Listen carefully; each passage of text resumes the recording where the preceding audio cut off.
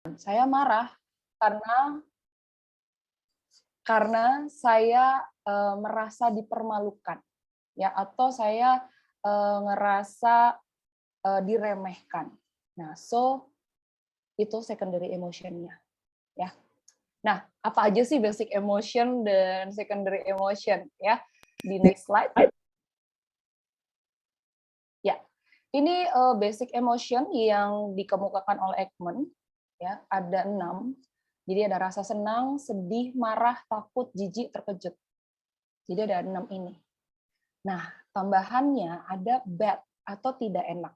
Ini sebenarnya karena teori emosi itu terus berkembang ya teman-teman. Jadi ada yang menambahkan, ada yang kemudian bahkan beda gitu ya, basic emotion bukan ini. Nah, saya pakai yang Ekman punya.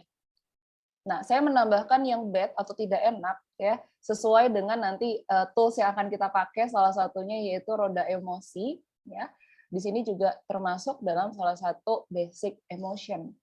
Nah, tadi ada yang nulis juga gitu ya dari chat teman-teman, ada yang ngerasa not bad gitu ya, ada yang ngerasa bad juga. Nah, nggak enak itu sebenarnya apa sih ya? Dan dari masing-masing basic emotion ini apa sih secondary emotion-nya? Nah, coba kita lihat ya. Next slide. Ya. Nah, ini misalkan ya, dari rasa senang, ada secondary emotion yang bisa kita lihat. Apakah kita senang karena kita bangga, atau kita lagi senang karena kita dicintai, atau kita ngerasa senang karena kita ngerasa bebas, ya. Dan juga basic-basic emotion lainnya itu bisa memunculkan secondary emotion lainnya, ya. Misalkan rasa marah tadi, ya, saya marah karena saya ngerasa dipermalukan. Saya marah karena saya rasa kepahitan, ya. Banyak teman-teman. Nih kalian boleh lihat, kalian mungkin bisa screenshot, gitu ya. Ini mungkin bisa ngebantu kalian untuk melihat, oke, secondary emotion saya apa ya? Karena tadi kayaknya masih banyak yang di basic emotion, ya, ketika kalian share ini perasaan kalian dan kabar kalian hari ini.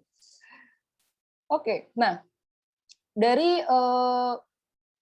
secondary dan basic emotion ini, gitu ya, kita mau lihat teman-teman bahwa secondary emotion ini itu juga bisa muncul tidak semata-mata dia muncul begitu saja, ya. Ada sesuatu sebenarnya. Kalau kalian lihat, mungkin bisa boleh next slide. Saya memakai gambar bongkahan es gitu ya dari awal untuk menjelaskan basic emotion ini. Karena kalau kita lihat basic emotion itu memang sebenarnya ada di atas, bisa terlihat. Dan ini seringkali menjadi basic emotion yang kita ungkapkan sehari-hari. Gimana perasaan hari ini, atau gimana kabar hari ini? Ya lagi senang gitu ya. Sangat mudah sekali untuk kita langsung menjawab berdasarkan basic emotion yang ini. Tapi sebenarnya teman-teman, ketika kita lihat lebih dalam tentang secondary emotion, ketika kita bilang kita marah karena kita ngerasa dihianati, atau kita marah karena kita ngerasa diremehkan. Nah, itu sebenarnya terjadi karena tadi kan ada stimulus kejadian, ada trigger, ada pemicunya, teman-teman. Nah, pemicunya itu bisa macam-macam. Pemicunya mungkin yang kita hadapi saat ini itu adalah kejadian yang kayaknya biasa aja gitu ya. Misalkan oh ini kebanyakan mahasiswa kan ya. Triggernya sebenarnya karena lagi mau skripsi ya, lagi skripsian. Tapi sebenarnya skripsian itu tuh jadi satu situasi yang bikin saya jadi ngerasa sedih atau bikin saya jadi rasa marah. Nah, ketika kita bisa mau ngelihat lagi, ya, oh ada yang setuju gitu ya, betul. Ada yang ngerasa sedih, ada yang ngerasa marah, kita perlu lihat tuh teman-teman. Kenapa ya saya ngerasa sedih dan marah saat ngerjain skripsi? Jangan-jangan, gitu ya, ada pengalaman-pengalaman, tuntutan, atau mungkin juga pengalaman traumatis yang membuat event atau kejadian yang kayaknya sederhana, itu ternyata memunculkan emosi-emosi yang tidak enak buat kita. Dan itu ada di dalam, di alam bawah sadar gitu ya. Kalau kita mau lihat bongkahan es ini kan ada di bawah, nggak kelihatan gitu ya. Oh yes, Teman-teman yang lagi relate banget dengan posisi itu, semangat teman-teman ya. Kita bisa lihat ya teman-teman ya, bahwa ketika kita ngerasa sesuatu, sebenarnya ada sesuatu lagi lebih dalam kita perlu lihat. Apa ya? Apakah bahkan sampai ke budaya kondisi fisik, itu tuh suatu kondisi di dalam alam bawah sadar kita yang kita nggak sadari, teman-teman. Itu bisa memunculkan reaksi-reaksi emosi tertentu. Contohnya, eh, di keluarga saya, budayanya itu adalah pokoknya kamu harus selalu ranking nomor satu. Kamu selalu harus dapat achievement. Kamu harus oke. Tuntutan, gitu ya. Kalau kamu nggak oke, kamu kalah tuh sama saudara-saudara dan sepupu-sepupumu yang juara-juara dan udah jadi dokter, udah lulus, udah kerja, punya duit banyak gitu ya. Dan sehingga ketika kalian lagi skripsi loh, padahal mungkin nggak relate gitu ya, itu tuh jadi tekanan buat kalian. Kalian jadi ngerasa takut, kalian jadi ngerasa nggak enak, kalian jadi ngerasa sedih, karena mungkin di baliknya, di layernya lagi, di secondary emotion, kalian ngerasa nggak berdaya, kalian ngerasa gugup, kalian ngerasa lemah, takut ditolak.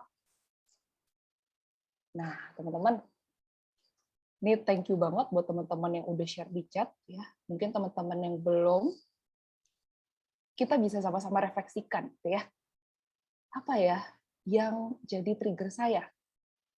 Mungkin bisa di luar dari apa yang saya tulis di sini, teman-teman. But it's okay. Bahkan sampai juga pengalaman bullying, kalaupun ada, gitu ya, itu bisa jadi trigger, sehingga ketika kita ketemu sama orang yang mungkin punya karakteristik sama seperti orang yang pernah ngebully kita, akhirnya kita munculkan emosi-emosi tertentu. So, it's okay. Ya. At least kita aware dulu.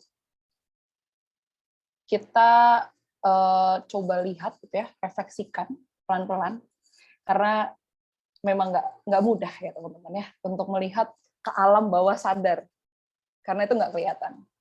So at least dengan ini kalian jadi aware, kalian tahu, oh iya ya ada trigger ya di dalam diri saya yang bikin saya munculkan emosi-emosi di atas tadi. Oke, nah berkaitan dengan hal itu, terkait dengan emosi, so kita bisa lihat ya teman-teman, ketika kita ada trigger, kita munculin emosi tertentu, berasa nggak sih teman-teman kalau akhirnya itu ngaruh juga ke fisik kita. Kadang ketika kita lagi skripsi, terus kita ngerasa tertekan, terus fisik kita ngerasa jadi kayak, aduh pusing gitu ya, atau mahnya kambuh, atau jadi beser gitu ya, sorry to say, atau mungkin jadi apa ya, bawaannya pengen tidur aja, saya nggak pengen ngapa-ngapain rasanya ya. So sebenarnya emosi itu jadi tanda teman-teman. Kita bisa ke next slide. Yes, jadi sakit kepala. Ya, good. Teman-teman bisa aware ya, mulai sadar.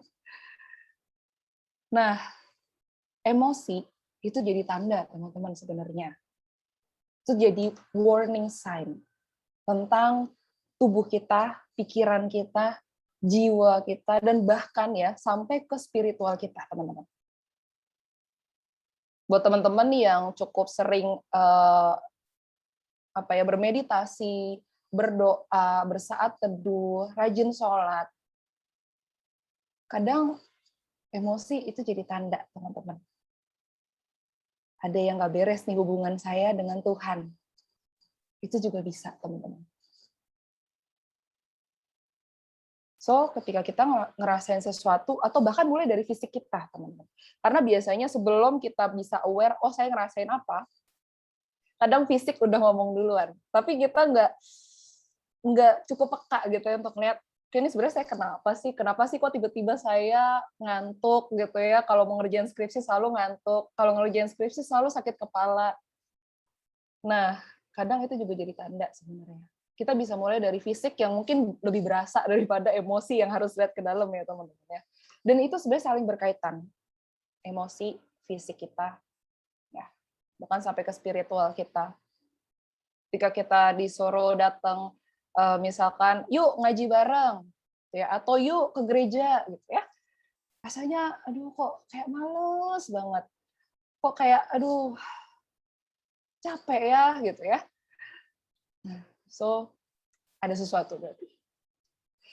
Nah, dan sebenarnya dengan emosi itu bisa bantu kita untuk beradaptasi, ya.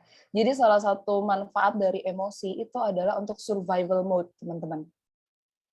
Survival mode itu adalah, untuk fungsi kebertahanan hidup kita, gitu ya. Jadi kadang bentuknya itu bisa, rasa takut.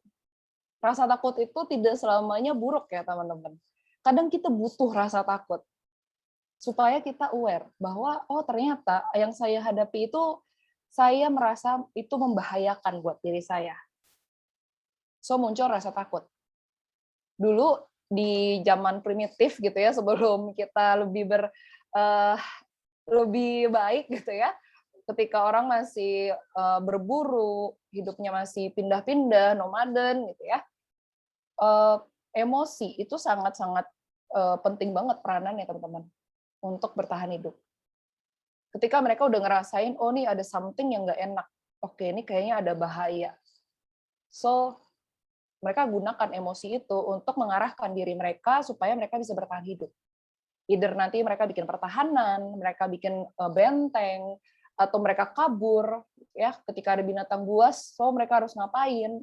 Nah itu fungsinya emosi, teman-teman. Nah, tapi yang jadi masalah ya teman-teman, ketika emosi kita itu mengganggu gitu ya. Jadi kalau yang tadi ini emosi menjadi tanda, terus kemudian emosi membantu untuk beradaptasi, ini adalah emosi itu sifatnya adaptif ya. Tapi emosi juga bisa bersifat maladaptif atau tidak adaptif atau merugikan kita. Kapan emosi jadi merugikan? Yaitu ketika kita membiarkan diri kita dikuasai dan dikendalikan oleh emosi kita. Sehingga tujuan kita atau apa yang pengen kita lakukan itu tidak tercapai karena kita dikuasai oleh emosi kita. Atau bahkan selain itu, emosi kita jadi mengarahkan kita melakukan perilaku yang merugikan diri kita sendiri dan bahkan bisa merugikan orang lain.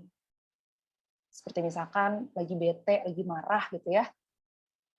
Yang menjadi tidak maladaptif adalah ketika kita marah terus kita mukul orang. Nah terus Kak, berarti gimana nggak boleh marah?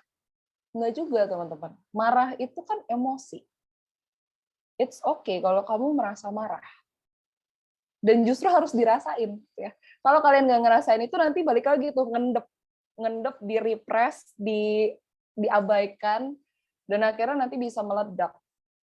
Nah, so yang baik itu adalah ketika kita bisa merasakan, kemudian mengekspresikannya secara adaptif, dan meregulasi tuh rasa marah kita, emosi-emosi kita yang kita rasakan, supaya emosi itu bisa kita arahkan untuk menjadi suatu hal yang lebih baik buat diri kita. Ya. Dan ketika kita mengekspresikan emosi kita dengan cara yang adaptif, kita nggak mendenial, tidak menolak perasaan kita, emosi kita, so well-being kita akan lebih terjaga. Kesejahteraan diri kita akan lebih terjaga. Karena ketika orang banyak memendam perasaan, itu yang akhirnya jadi nggak sehat, teman-teman. Nah, so sekarang gimana caranya ya meregulasi emosi kita? Nah, meregulasi emosi itu merupakan sebuah proses, teman-teman. Jadi proses untuk mengenali emosi yang kita miliki, kapan emosi itu muncul, berarti kita perlu aware ada kejadian apa ya yang bikin saya merasa emosi, dan kemudian bagaimana cara kita mengekspresikan emosi tersebut dengan cara yang adaptif tadi. Ya.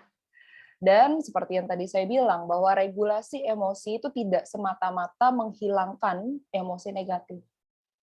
Tapi kita menggunakannya agar emosi kita itu bisa lebih fleksibel, ya. Dan kemudian kita pahami kenapa saya merasa seperti ini, kenapa emosi ini bisa muncul, dan kita bisa mengendalikan pengaruh maupun dampak buruk yang muncul dari emosi tersebut. Nah, itu regulasi emosi, teman-teman. Nah, kan berarti kalau kalian lihat di sini yang saya kuningin gitu ya, tentang mengenali, lalu tahu kapan itu muncul, dan bagaimana cara mengekspresikannya. So, sesi kita hari ini, kita akan masuk ke tentang mengenali, dan kemudian bagaimana cara mengekspresikannya dengan tools yang sudah diberikan kepada kalian. Nah, sebenarnya kalau dari The Self Hub sendiri gitu ya, dalam jurnalnya mereka ada yang namanya roda emosi.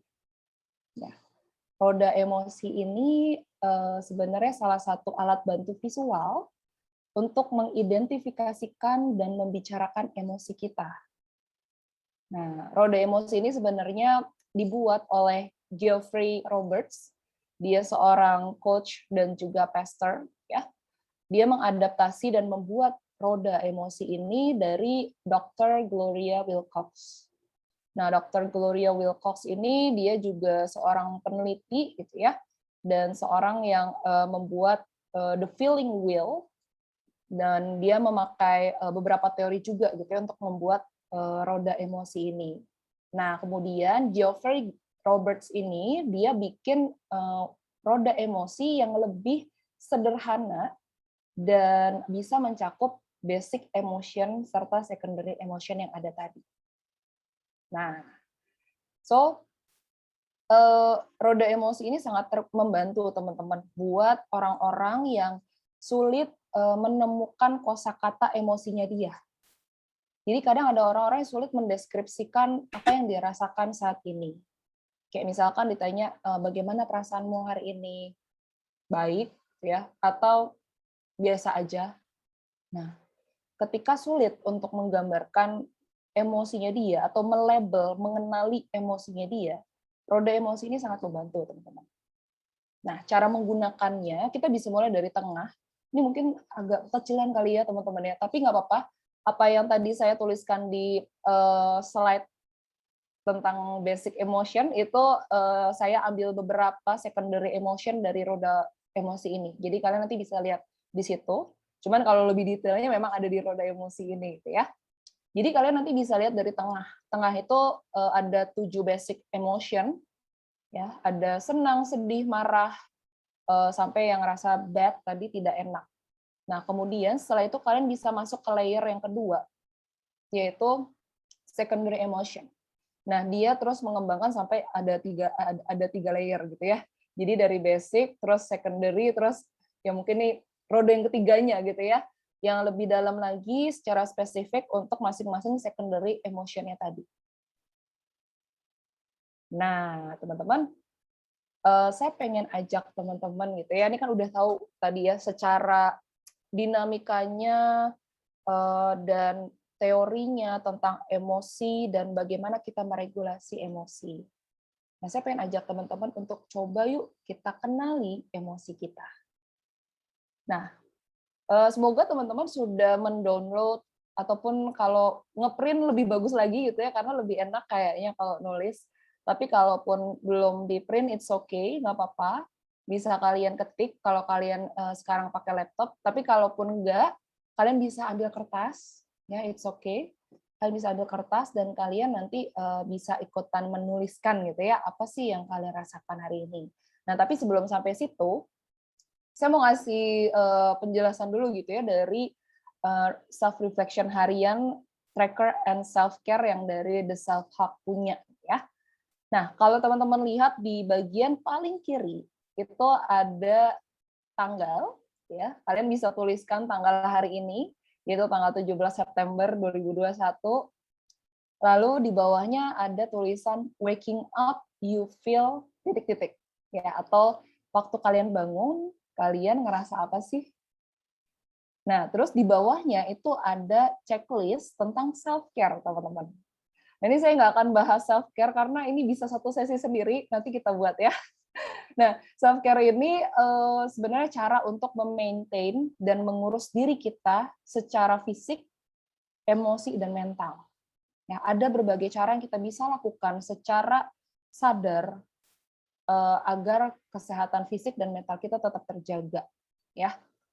Nah, untuk sekarang dari yang tadi sudah saya jelaskan tentang basic emotion dan juga secondary emotion, saya pengen teman-teman coba tulis di bagian waking up you feel. Tapi mungkin bisa diganti teman-teman, ini bisa dimodif, kalian bisa ganti tulisannya gitu ya. Kalian nggak perlu tentang bangun hari ini, bangun tadi pagi gitu ya, atau kalian juga bisa tulis ganti dengan sekarang. Sekarang saya ngerasa apa? Nah, saya mau kasih waktu buat teman-teman memikirkan itu ya, tentang tadi ya, dari basic emotion sampai secondary emotion kalian lagi ngerasa apa sih hari ini? Mungkin tadi ada yang udah share tentang saya, ya not bad lah. Nah, sekarang coba lihat yuk lebih dalam not bad-nya itu kayak gimana. Atau misalkan lagi nggak oke-nya lagi gimana ya. Nah, saya kasih waktu ya teman-teman ya. Mungkin 1 menit untuk coba menuliskan.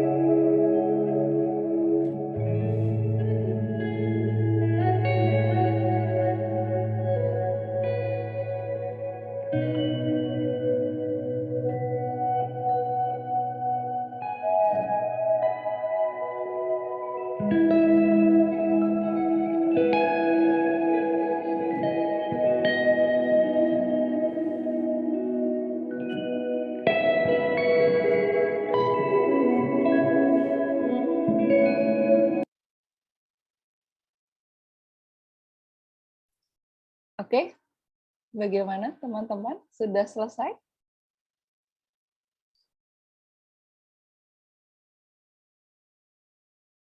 Semoga sudah selesai ya. Kalau masih sulit untuk apa ya yang saya rasain ya, it's okay teman-teman. Take your time ya sambil jalan. Oke, terima kasih Inaya, Wani, Nisa, Aisyah yang sudah selesai menuliskan. Nah, teman-teman bisa keep dulu ya apa yang kalian rasakan. Semoga sudah lebih clear teman-teman ya dengan tadi basic emotion dan secondary emotion kalian, sehingga kalian juga jadi tahu. Nanti lebih dalam lagi kalian nanti bisa merefleksikan dan memikirkan apa ya trigger saya sampai saya merasakan emosi ini. Nah, itu nanti kita ada sesinya ya.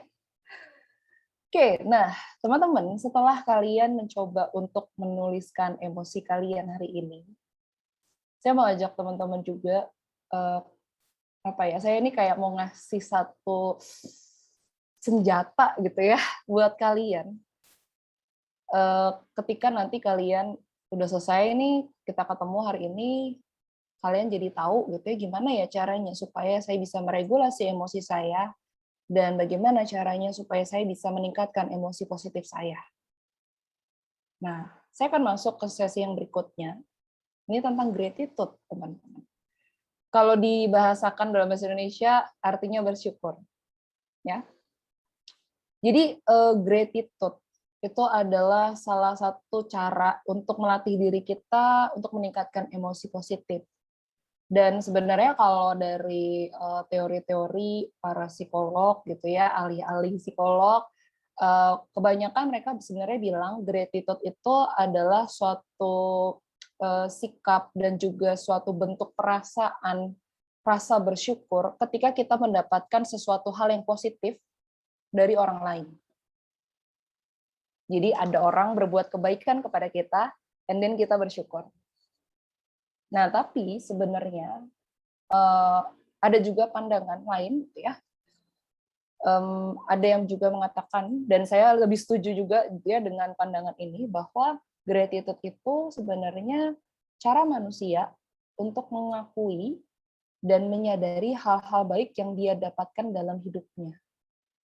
Jadi saya pribadi mengartikan gitu ya, berarti nggak perlu nunggu sampai ada orang berbuat baik kepada saya, baru saya bersyukur. Tapi saya tetap bisa bersyukur dengan saya menyadari dan mengakui hal-hal baik yang saya dapatkan dalam hidup saya. Nah, apalagi teman-teman di tengah-tengah kondisi pandemi kayak gini, yang serba nggak menentu, mungkin teman-teman kalau yang kuliah, biasanya ya udah setahun belakangan ini gitu ya, saya juga merasakan sebagai dosen, banyak perubahan, harus jadi online, terus nanti kalau sekarang tuh ada perubahan lagi di skripsi gitu ya, harus beda lagi cara penulisannya, kemudian cara pembelajaran yang juga berbeda, yang tadinya kita dengerin dosen kita di kelas gitu ya, kita bisa ketemu teman-teman kita, tapi sekarang kita nggak bisa, kita hanya virtual. Belum lagi teman-teman mungkin yang sudah kerja gitu ya, ini sekarang saya nggak tahu saya nanti bisa dipecat kapanpun, saya nggak tahu kapan saya bisa dapat kerjaan, atau bahkan nanti saya kalau udah lulus, saya bisa kerja apa ya di masa pandemi kayak gini. Banyak hal yang nggak menentu dan nggak pasti ya teman-teman ya. Nah, tapi ya dari Maidenberg ya, ini seorang dia penulis juga ya, dan dia psikologis juga. Dia mengatakan gitu bahwa ketika kita melatih gratitude, melatih rasa bersyukur, itu menjadi suatu penstabil di tengah-tengah situasi yang tidak stabil, teman-teman. Dan saya suka banget gitu ya dengan kata-kata ini. Karena rasa bersyukur itu jadi penstabil ketika kita ada di tengah-tengah rasa tidak stabil. Ya. So, dengan mengakui dan menghargai hal-hal kecil dalam hidup kita, maka kita bisa mengatur ulang otak kita untuk menghadapi situasi dengan lebih fleksibel dan dengan penuh kesadaran. Jadi teman-teman, kalau kalian aware gitu ya dari kalimat yang terakhir ini, kita bisa mengatur ulang otak kita. So, kita bisa melatih loh teman-teman untuk kita belajar bersyukur. Untuk kita memilih, memikirkan, dan menyadari dengan penuh kesadaran ada hal-hal baik yang kita terima dalam hidup kita. Nah, dan kemudian manfaat lainnya, ya, ini dari penelitian Emmons and McCullough, ini mereka juga para ahli yang mengemukakan teori tentang gratitude. Jadi beberapa manfaat gitu ya mereka temukan secara neuropsikologisnya gitu ya. Jadi fungsi otak kita itu ada ngaruhnya ternyata teman-teman. Begitu besarnya gitu ya dampak dari rasa bersyukur. Jadi dibilang bahwa dengan meningkatkan emosi positif itu bisa berdampak meningkatkan imun dan sistem endokrin yang berguna bagi kesehatan fisik. Nah, jadi penelitian bilang bahwa ketika kita memikirkan apa yang kita syukuri, maka bagian otak kita, yaitu bagian parasimpatetik, ini adalah bagian sistem saraf yang mengontrol tubuh untuk beristirahat, teman-teman.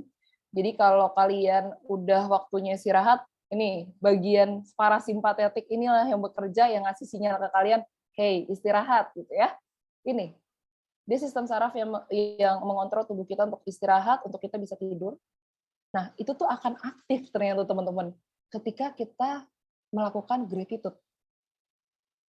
Nah, sehingga hormon stres atau yang biasanya dikenal dengan hormon kortisol itu bisa jadi lebih rendah. Luar biasa banget nggak sih teman-teman? Saya pas baca ini juga, wow, oke.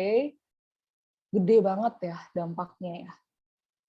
Dan ya seringkali kita lupa gitu ya untuk lihat hal-hal kecil yang kita bisa syukuri dalam hidup kita. Tapi teman-teman, ini saya juga mau ngasih tahu dan aware gitu ya buat teman-teman juga bahwa bersyukur itu kan dampaknya emang gede banget gitu ya, tapi bukan berarti kalau orang lagi ngerasa stres, orang lagi ada di state depresi gitu ya, jangan kalian bilang, lu nggak pernah bersyukur sih gitu ya, jangan ya teman-teman ya, karena masing-masing orang punya kondisinya yang berbeda-beda, punya masalahnya beda-beda, gitu ya. So, jangan jadikan ini suatu istilah yang akhirnya kalian pakai untuk menyuruh teman kalian untuk, lu bersyukur dong gitu ya, atau bilang bahwa mereka nggak pernah bersyukur dan akhirnya mereka emosinya lebih negatif gitu ya. Nah, jadi aware ya teman-teman, ini justru buat diri kalian dulu sendiri, coba kita lihat, oke, kita latih. Nah, so next-nya, di dokumen dan file yang sudah kalian terima, ya, di sebelah kanan ada bagian beberapa bagian ini, ada 5 gitu ya. Yang pertama yang atas itu tentang prioritas, 3 prioritas utama. Saya nggak akan bahas ini banyak teman-temannya karena waktu kita terbatas. Nanti kalian bisa sih pakai ini untuk menuliskan apa sih kerjaan atau prioritas utama yang harus kalian lakukan di hari ini. 3 aja. Nah, biasanya itu membantu kita teman-teman untuk fokus, oh berarti ini ada 3 hal yang harus kita lakukan. Nah, itu nggak berkaitan sebenarnya sama bergratitude, tapi ini bisa bantu kalian untuk fokus gitu ya. Nah, lalu yang kedua adalah tentang 3 hal yang kalian syukuri hari ini. Ya, ini berkaitan dengan gratitude teman-teman. Dan kemudian hal menarik apa sih yang kamu nantikan hari ini? Itu ada di bawahnya. Dan lalu yang ketiga, yang di bawahnya lagi itu kalau kalian lihat sebenarnya ada tanda bulan dan bintang gitu ya, itu berarti malam gitu. Kalian bisa ngisi itu di malam hari tentang 3 hal yang paling menyenangkan yang kamu alami hari ini. Itu balik lagi sebenarnya tentang gratitude ya teman-teman ya. Memikirkan hal menyenangkan apa yang sudah saya rasakan atau yang saya alami ya hari ini. Lalu yang terakhir ada tentang harapan kamu untuk besok. Ya, so itu give your hope, kasih kalian harapan tentang oke, besok akan lebih baik, besok akan lebih better. Ya. Nah sekarang kita akan fokus ke tentang yang 3 hal yang kalian syukuri hari ini yang ada gambar mataharinya. Ya. Nah kalau kalian nanti sempat punya waktu banyak, kalian bisa tulisin 3 hal. Tapi kalau sekarang, ini karena waktu kita juga terbatas gitu ya, at least 1 aja teman-teman.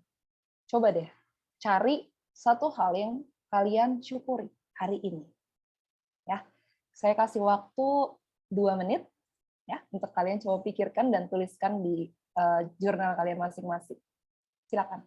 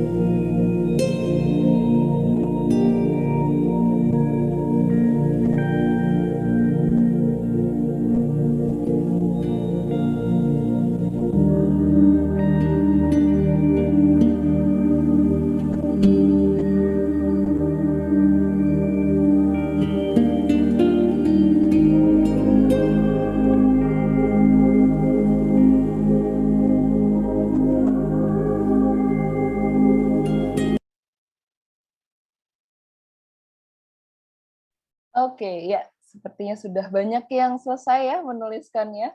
Saya nggak tahu nih sempat nulis 3 gitu ya atau baru satu, but it's okay. Satu pun juga itu sudah bagus teman-teman. Dan tadi, ada teman yang nanya gitu ya, even hal yang paling sesimpel pun nggak apa-apa, Kak. Nggak apa-apa banget teman-teman. Saya juga nulis gitu ya di jurnal The Self Hub ini, sesimpel kadang kadang susah sih teman-teman sebenarnya yang mikirin, apa ya yang saya syukuri, apalagi pas bangun tidur pagi-pagi belum ada apa-apa sih. Tapi sesimpel saya bilang dan menuliskan, saya bersyukur saya masih bisa bangun, saya masih sehat, saya masih bisa ngelihat suami saya ada di sebelah saya, itu jadi suatu hal yang saya syukuri di hari itu, di pagi itu. Nah, nanti teman-teman bisa coba latih ya, coba cari deh, sesimpel apapun deh. Sesimpel kalian masih bisa bernafas dengan enak di tengah-tengah kondisi pandemi kayak gini, teman-teman. Sesimpel kalian masih dalam keadaan yang baik dan sehat, sesimpel saya masih bisa kuliah, sesimpel saya masih bisa kerja, walaupun gaji nggak seberapa gitu ya.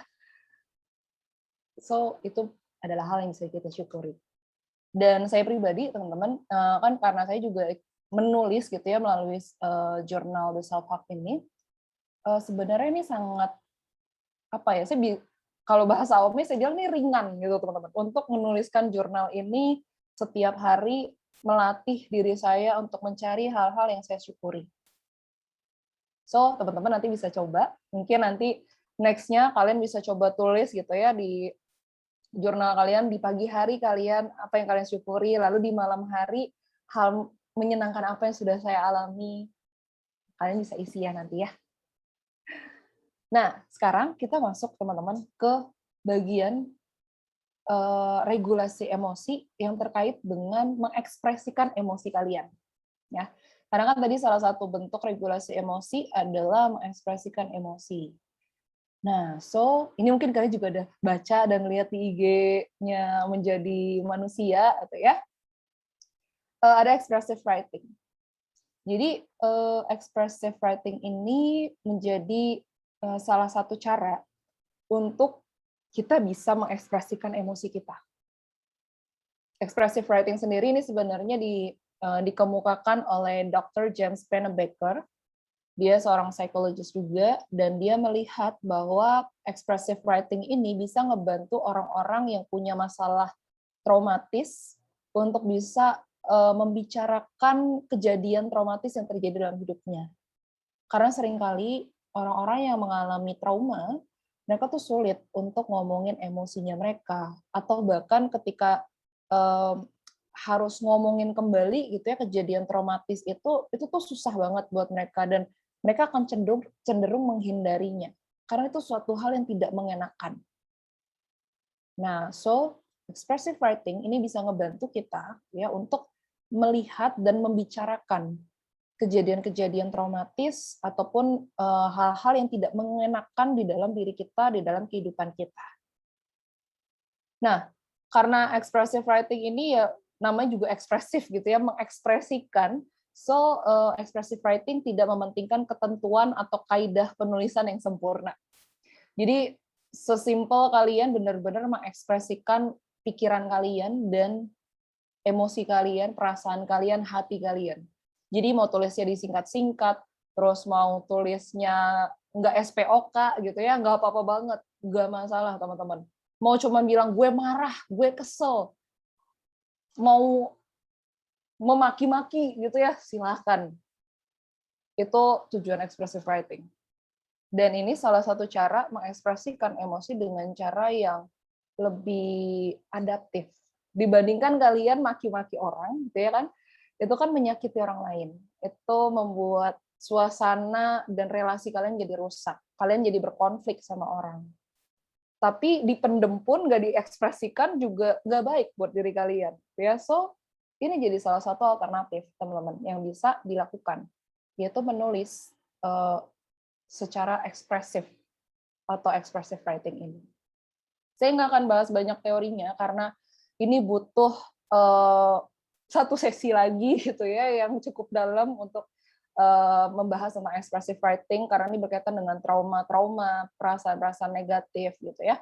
So, yang saya mau kasih share di sini, itu ya, karena waktu kita juga udah ternyata sudah 1 jam, teman-teman, maaf ya. Nah, kalian bisa menuliskan ini ya. Saya pengen ajak teman-teman untuk mencoba expressive writing. Ini instruksinya, ini saya lihat langsung dari yang The Pennebaker Writing Prompt. Jadi instruksi dari Pennebaker-nya tentang expressive writing. Intinya, ya ini saya bacakan saja atau enggak ya. Jadi teman-teman bisa sambil menghayati dan sambil mulai memikirkan, dan nanti kita akan ada waktu untuk coba menuliskan gitu ya, coba melakukan expressive writing. So, instruksinya adalah dalam tulisan Anda, lepaskan dan eksplorasi emosi serta pikiran terdalam Anda tentang pengalaman yang paling traumatis yang pernah terjadi sepanjang hidup Anda. Nah, Anda bisa mengkaitkan trauma itu dengan bagian lain dari kehidupan Anda. Misalkan kalian bisa mengingat kembali masa kecil kalian, apakah ada trauma di situ, atau hubungan kalian dengan orang lain, misalkan dengan orang tua, kekasih, atau mantan pacar, teman, kerabat, atau orang-orang yang cukup penting atau signifikan dalam hidup kalian, yang kalian rasa kayaknya itu bikin saya jadi trauma. Kalian bisa tuliskan itu. Nah, tapi untuk teman-teman yang mungkin tidak atau ngerasa kayaknya sih nggak ada trauma deh gitu ya.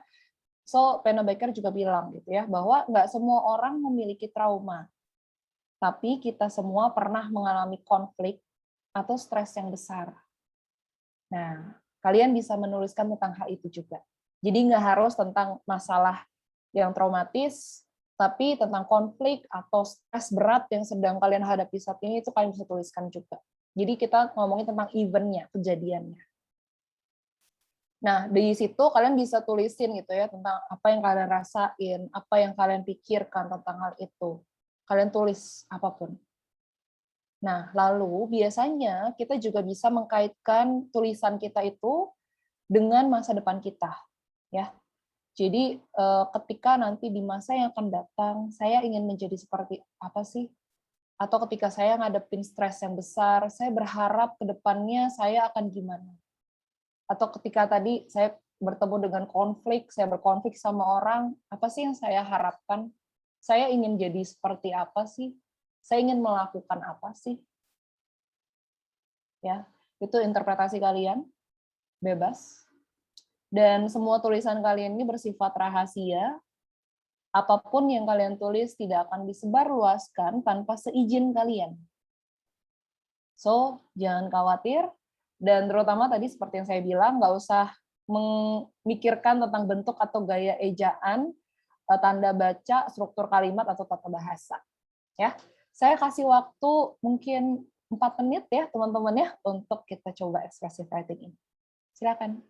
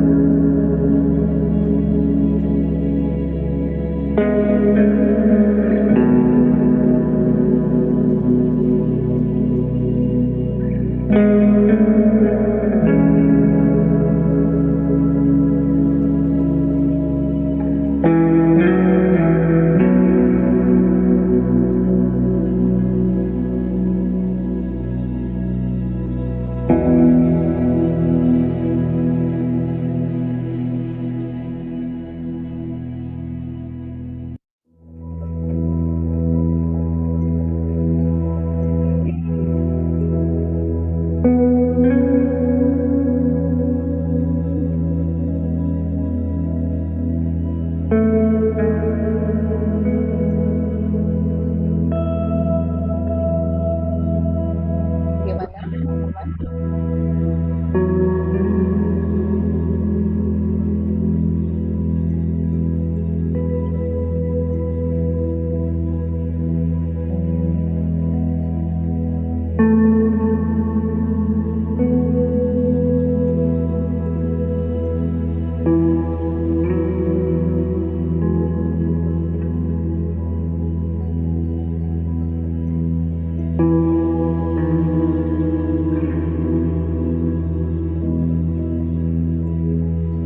Sepertinya sudah 4 menit ya.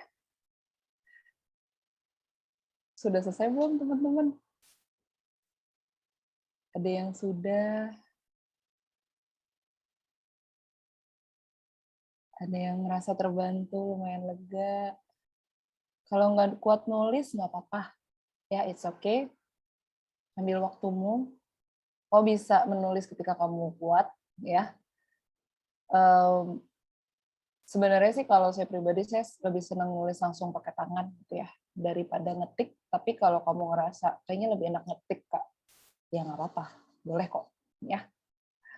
Ada yang belum, nggak apa-apa. Sudah sambil nangis. Aduh, Sylvia. Okay. Hope you feel better after this.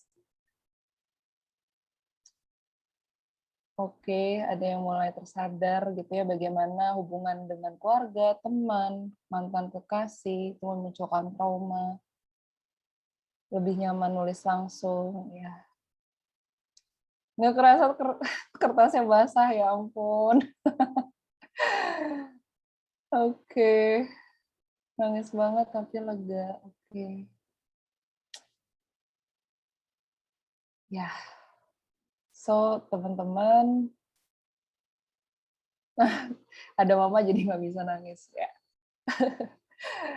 Mesti kunci kamar kayaknya ya.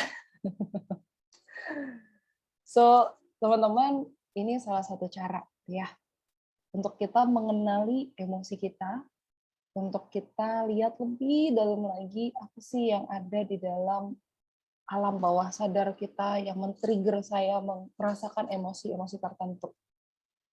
Ya. Untuk teman-teman yang akhirnya menangis sambil menulis, it's okay, that's good. Itu berarti kalian mulai open dengan diri kalian. Kalian mulai aware, dan ini jadi salah satu langkah untuk kalian meregulasi emosi kalian. Dan bahkan udah bukan lagi di tahap yang kalian melabel doang, tapi kalian sampai masuk dive in, kalian menyelami teman-teman. Untuk sampai paham kenapa ya saya ngerasain kayak gini. Memang nggak nyaman kadang, dan Pena Baker juga bilang bahwa seringkali itu memang memunculkan akhirnya emosi-emosi negatifnya keluar, but it's okay, karena after that, Hannah Baker bilang gitu ya, dari penelitiannya dia, setelah orang-orang melakukan expressive writing, mereka jadi lebih feel better. Mereka jadi lebih bisa menghadapi, menerima kejadian-kejadian traumatisnya mereka. Mereka jadi bisa lebih melihat dan mendapatkan sudut pandang yang baru, dan bahkan emosi-emosinya itu jadi tersalurkan. Gitu. Yang selama ini dipendam, yang selama ini ngerasa bahwa kayaknya saya nggak boleh ngomongin itu deh, kayaknya saya nggak boleh nyampein kalau saya marah, kayaknya saya nggak boleh kelihatan sedih. Nah, expressive writing ini sangat membantu teman-teman ngeluarin tuh apa yang udah kalian undapin di dalam alam bawah sadar kalian. Nah, so teman-teman, itu 2 tools ya yang bisa kalian bawa pulang, gratitude journal dan expressive writing ini. Dan ya kalau nanti kalian mau coba-coba lihat gitu ya di jurnalnya The Self Hub ada roda emosi yang bisa bantu kalian juga untuk melihat lebih dalam gitu ya. Ini mungkin kalau saya kasih lihat, ini bentuknya seperti ini teman-teman. Ya. Jadi ngelihatnya lebih enak sih. Kalau saya suka ngelihat kertas begini karena jadi lebih kelihatan gitu ya. Ini saya lagi ngerasain apa ya? Ada satu masa di mana saya ngerasa bad gitu ya. Bad-nya itu ternyata saya tired, lelah, dan akhirnya selalu munculnya adalah saya ngantuk dan saya nggak fokus. Itu sempat terjadi gitu ya beberapa minggu lalu. Nah, ini sangat membantu sih kalau menurut saya. Tapi yang tadi pun juga yang saya paparkan itu sebenarnya saya ambil sedikit-sedikit dari roda emosi yang di Gunung Es tadi, itu kalian juga bisa pakai ya untuk kalian mengidentifikasi saya ngerasain apa. Nah, so kita akan masuk ini sebenarnya sesi saya udah selesai sih gitu ya. Cuman saya pengen tanya gitu ya teman-teman, setelah kalian menulis gitu ya, apa yang kalian rasakan dan apa hambatan terbesar kalian. Nah, ini nanti teman-teman tim dari teman manusia boleh bagikan poll-nya, dan nanti teman-teman yang lain boleh coba kasih lihat gitu ya, dan mungkin boleh pilih apa sih yang kalian rasain dan apa ya hambatan terbesar yang kalian rasakan ketika menulis atau selama proses kita tadi.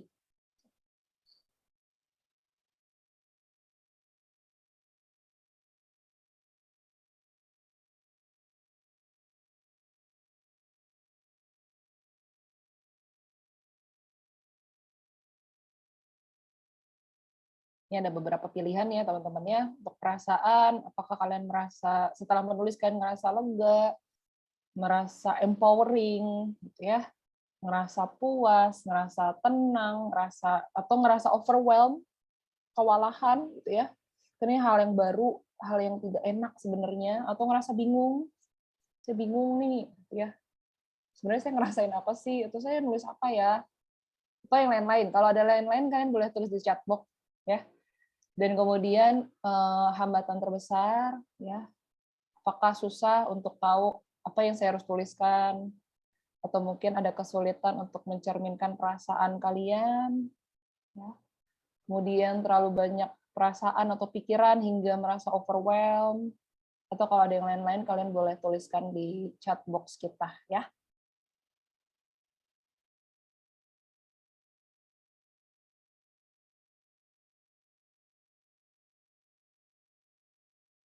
Oke, ini sudah keluar poll-nya, teman-teman. So, 48% merasakan lega, ya. Aduh, saya bersyukur sih ya teman-teman ya. Ini jadi salah satu poin yang nanti akan saya tuliskan di jurnal saya, bahwa apa yang saya bagikan membantu kalian untuk bisa merasa lega. Which is, itu satu hal yang juga jadi kekuatan ya buat saya. Kemudian ngerasa empowering, ngerasa puas, ngerasa tenang. Ada yang overwhelmed, wajar teman-teman, itu normal, it's okay. Ada yang bingung, ya. Nah, mungkin nanti boleh di-share teman-teman kalau ada yang bingung, bingungnya bingung karena apa, ya. Nah, lalu kemudian ini hambatannya saya mulai dari yang gede ini 50%. Oh, terlalu banyak perasaan atau pikiran hingga merasa overwhelmed. Yes, betul. Karena tadi aja kita udah lihat ya teman-teman ya, Basic emotion aja ada 6. Terus tambah tadi 7 gitu ya, punyanya Geoffrey. Kemudian di basic emotion lalu ada muncul lagi secondary emotion. Nah, biasanya ketika kita udah tahu, aware, oh ada secondary emotion, nah itu yang jadi overwhelm. Karena banyak banget yang ternyata yang saya rasain. Karena ada banyak banget emosi-emosi yang tercampur gitu ya, yang saya rasakan. So, thank you teman-teman untuk share-nya. Nah, ini mungkin saya bacain sedikit gitu ya. Untuk teman-teman, oh nih ada yang nanya nih, aku butuh roda emosinya Kak, ada di IG kan. Nah, nanti mungkin tim The Self Hub bisa jawab nanti ya. Kak, aku mau tanya, oh ini pertanyaan, saya ngomongin dulu yang hambatan ya tadi ya. Oke, hambatannya aku harus kelihatan tangguh di depan semuanya ya Hanif. Dan apa selalu nemenin buat cowok nggak boleh nangis. Oke, padahal aku udah nggak nyaman sih sama statement itu. Yes, that's right ya. Itu berkaitan sama budaya tadi, Hanif, bahwa cowok nggak boleh nangis. Siapa bilang? Ya emang cowok nggak punya perasaan, emang nggak boleh menunjukkan perasaannya. Terus ini ada juga gitu ya dari Bita, hambatannya adalah karena terlalu banyak hal yang menyakitkan sampai terputar ulang memori buruk itu ya karena belum sepenuhnya berdamai. Oke, Bita, kalau kamu perlu bantuan gitu ya untuk mengolah ini, kamu bisa datang ke tenaga profesional. Ya, kamu bisa cari bantuan. Jangan ragu ya untuk cari bantuan. Yes, semua orang berhak untuk nangis ya Hanif. Yes. Hambatannya banyak hal-hal pahit masa lalu yang sulit dituangkan satu-satu, betul teman-teman. Apalagi ya kalau ngelihat usia gitu ya, di usia kalian yang mungkin udah belasan tahun, mungkin ada yang 20-an, mungkin ada yang 30-an juga, banyak banget kejadian pahit gitu yang kita sudah alami dan kalau dikupas satu-satu tuh overwhelm sih memang. So, kalau kalian butuh bantuan untuk mengupas itu satu persatu, supaya kalian bisa feel better, jangan ragu ya teman-teman. Balik lagi, cari bantuan. Bingung karena berhari-hari udah nggak nulis ini itu, jadi bingung mau nulis dari mana. Oke, it's okay. Kita bisa latih lagi, gitu ya, mulai dari jurnal ini. Oke, kalau aku sedih nangis, ngasih ruang buat diri sendiri, nggak harus nangis yang jelas, nerima emosinya. Ya, it's okay kok untuk nangis. Bingung setiap mau nulis malah keinget terus memorinya. It's okay, take your time. Pilih mana yang paling kamu pengen tulis ya. Yang paling signifikan yang kamu rasa kayaknya ini deh yang bisa saya coba olah atau kamu tulis aja dulu semuanya itu juga nggak apa-apa. Expressive writing tuh nggak ada ketentuan ya teman-teman ya. Mau ada 10 kejadian itu tulis aja dulu semua 10-10-nya poin-poinin gitu ya. Nah terus kalian nanti bisa pilih mana yang signifikan. Ini muncul-muncul terus gitu ya, jadi scroll terus gitu ya. But thank you teman-teman nih, nanti saya akan baca lagi. Nah,